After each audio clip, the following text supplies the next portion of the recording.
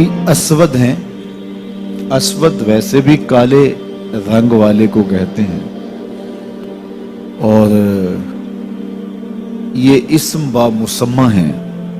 سخت سیاہ رنگت کے مالک حبشی نژاد، بہت زیادہ پسینہ آتا تھا، اور یہ خیبر میں بکریاں چرایا کرتے تھے. جب غزوہ خیبر ہوا تو یہ بکریوں کا ریوڑ لے کر آئے، حضور علیہ الصلوۃ والسلام کی خدمت میں حاضر ہوئے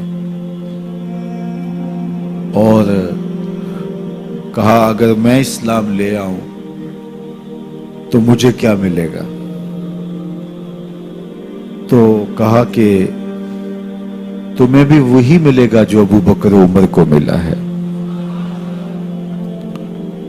وہی وعدے تیرے نام ہیں، وہی عزت تیرے نام ہے جو دیگر اصحاب رسول کو مقسوم ہے. تو یہ پریشان ہو گئے کہ اب میں بکریوں کا کیا کروں. تو فرمایا کہ ان کے مالک کی طرف ان کو ہانک دو. تو انہوں نے ان بکریوں کو خیبر کے قلعے کی جانب ہانک دیا. جب آخری بکری باڑے میں چلی گئی تو یہ واپس آئے اور جنگ میں شریک ہو گئے. جب لاشیں اٹھائی گئیں تو ان میں اسود رائی کی لاش بھی تھی. عربی میں چرواہے کو رائی کہتے ہیں، تو اسود کے ساتھ رائی کا لفظ لگتا ہے. تو اس اسود رائی کی لاش جب لائی گئی تو حضور نے رخ پھیر لیا. تو صحابہ نے پوچھا کہ یا رسول اللہ صلی اللہ علیہ وسلم آپ نے رخ کیوں پھیرا؟ فرمایا کہ اسود رائی کو 2 حوریں ملی تھی اور وہ اس کی لاش پہ تھی، اس لیے میں نے حیا کی وجہ سے رخ پھیرا ہے. کہا یہ وہ شخص ہے جس نے نہ کوئی نماز پڑھی، نہ کوئی روزہ رکھا، نہ کوئی حج کیا، نہ زکاتیں دیں، سیدھا آیا، جنت کا در کھلا تھا، داخل ہو گیا. شب بھر میں پیدا بھی ہوا، عاشق بھی ہوا، جوان بھی ہوا، مر بھی گیا. یہ مختصر کہانی ہے اس پروانے کی. تو اسود نام کا یہ حبشی نژاد غلام، لیکن وہی اعزاز دیا گیا، وہی تکریم دی گئی، وہی پروٹوکول دیا گیا جو باقی اصحاب کا تھا. اسی طرح اس کا جنازہ بھی پڑھا گیا. آج بھی صحابہ کے مقام پر جہاں خیبر کے غزوہ میں شہید ہونے والوں کی قبریں ہیں، وہاں اسود رائی کی قبر بھی موجود ہے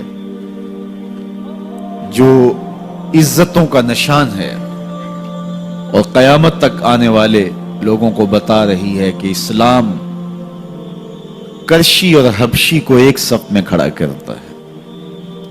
تو اقبال بے ساختہ حضرت اسود رائی کو دی گئی عزت اور شان و شوکت پہ بات کرتے ہوئے بولتا ہے، اسود از توحید احمر می شود، خیش فاروق و ابو ذر می شود. اسود توحید سے احمر ہو جاتا ہے، کالی رنگت والا گوری رنگت والے کے کندھے سے کندھا ملا کے کھڑا ہونے کے قابل ہوتا ہے. فاروق اعظم اور ابو ذر غفاری ایک ہی صف میں نظر آتے ہیں. یہ اسلام کا مساوات کا عملی نمونہ ہے، اور اس نمونے کو دور موجود کے اندر آپ اگر روح بعمل دیکھنا چاہتے ہیں تو وہ موسم حج میں دیکھا جا سکتا ہے کہ کالے گورے، امیر غریب، مختلف خطوں کے باسی، مختلف زبانیں بولنے والے ایسے لوگ ہیں کہ جن کو اللہ اکبر بھی صحیح طرح سے کہنا نہیں آتا. ان کی زبان اس طرح کی ہے کہ وہ اللہ اکبر کہتے ہیں، لیکن وہ بھی فصیح عربی بولنے والوں کے کندھے سے کندھے جوڑ کے کھڑے ہوتے ہیں، اور پھر حج کے موسم میں سب کو لباس بھی ایک ہی دے دیا جاتا ہے، 2 ان سلے کپڑے بدن پہ لپیٹ لیے، سر برہنہ، پاؤں میں واجبی سا جوتا، الفتوں کے راستوں کے مسافر جا رہے ہیں، شوق کا سفر ہے۔